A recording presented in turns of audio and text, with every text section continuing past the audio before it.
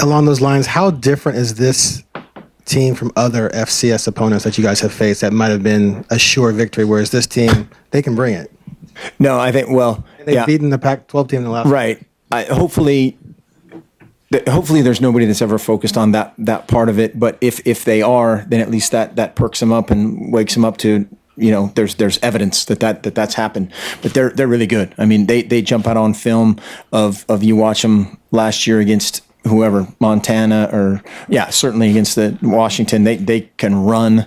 Their special team skill, again, it jumps out, their athleticism of how good they are. And so, hopefully, if you have to give a big motivational speech for your first game, then we have big problems. Our guys are hopefully excited to play, excited to go out and perform against somebody else. We've had a good last couple of days of practice. We had a really spirited day today, very competitive day today, and so headed in the right direction that way. But yeah, if they need the wake up call, I would say equal parts that would worry me, and then also it's there, so somebody will be awakened either way. Back middle, Kristen. Yeah, yesterday Frost said that as a coach, you have to be a little nervous anytime that you have a quarterback who hasn't played for your team before go out and lead your team. What are you most nervous about from Vernon? That he doesn't know the playbook still, that he hasn't created that chemistry with the team? What do you think is going to be his biggest challenge? I think the thing, and I don't know, the words you chose, I don't really ever associate those with, you wait to see the guy's reaction. And it could be a reaction to 3 consecutive picks. It could be a reaction to 3 consecutive touchdown passes. What's next? What's our reaction? If I'm going to have, we're going to have some new players in the secondary. If they get beat deep, what's their reaction? If they miss a tackle, what's their reaction?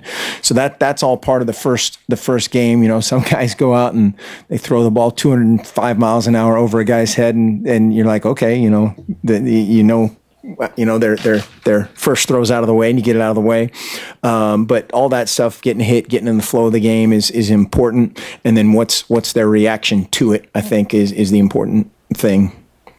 Go back there to Fentress. It's extremely unusual for a guy to play somewhere where he started for 3 years and then go to another team, especially in the college level, and open up against his old team. Do you expect there to be some type of heightened emotion for him? Are you guys going to do anything like get him a massage to calm him down before the game or something? Dave's going to give him a massage. But are you at all anticipating some of that? Well, again, that's something that I always try to get those guys feel in pregame warm-up. There's some quarterbacks that want to stay focused. Some guys you have to crack a joke and try to get them laughing. Some guy it just depends. But yeah, it is a rare and somewhat unfortunate set of circumstances of how this game is him versus them. It's not that, but all that stuff you'll learn about. Kirk Merritt. You'll learn about some of these other guys that nobody's seen play before. Kenton Kamatule. How's he going to be in pregame warm up? And some guys lose their mind. Some guys, it's just like a high school game. So we want them somewhere in between. Back left, Warren. Mark, scouting an opponent is always a big deal in doing your homework. A lot's been discussed about whether Vernon has given you some of those hints or secrets maybe about Eastern Washington. Is too much being made of that? Is he helping? Well, I think too much is being made of that. I think there's, their structure is not going to change. They have a new defensive coordinator who was there previously as a secondary coach, and they've done a great job for a long time, going back to when he was at Central Washington, and they're not going to drastically change. And what they've done on film is what they're going to do. By the same token, their personnel's a little bit different, just like our personnel's a little bit different. They went to some summit somewhere and talked about zone blitz or coverage. There's going to be changes from year to year, just like there's changes for us from year to year. So a lot of that is overstated, I think. All right, Ryan, on back right. Eastern's receiving core compare to others you've seen in the past? They're really good. A lot of those guys, again, play on special teams and run around. They're physical. The guys that aren't returners with the ball in their hand, they're involved in special teams, which I said I love it when wideouts do that. I love it when our wideouts do that. I don't know of a team. I heard Coach Neal talking the other day that they're similar to Washington State, and there's a couple guys that are taller and physical, and there's a few guys that are smaller, shiftier guys, and so I don't know. I'm horrible at that of this team's like that team, but how's that for an answer? First game jitters. Back right, AJ. Coach, I'm sorry if I'm retreading something, but why did you decide to just outright name a starter leading into this first game rather than doing the two-headed Hydra or any of the other options that were available to you? The two-headed Hydra? We talked about that. I don't know. There's no right answer for that. Whoever wins and has confidence and plays well, that's the right answer. I think there's some coaches that it's a secret. That's fine. I get that. I think it's hard to maintain secrecy for a long period of time and still just be truly confident in what you're doing. I think our guys, it happened. It happened in front of everybody, and it was time to go. And our guys have responded really well. Jeff Lockey's in the game plan meeting last night. They're talking through notes and talking through checks, and they're helping each other. They're out there after practice working on certain things together. That doesn't happen if it's not right. It doesn't mean you have to like it, doesn't mean you have to accept it, but as long as, if it's not a good thing, that doesn't happen. And so I think it is totally independent of each team. I don't know the personality of any of these other offenses, or certainly the principals involved in those decisions, enough to comment on any other way other than ours. Anyone else? Let's go right here, Aaron. And then Ryan after that. How are you feeling about the relatively young secondary with two young guys starting and then Amadi being the number 3 corner maybe? I mean, are you feeling pretty good about that group after having veterans for a couple of years? Right. It's an exciting group.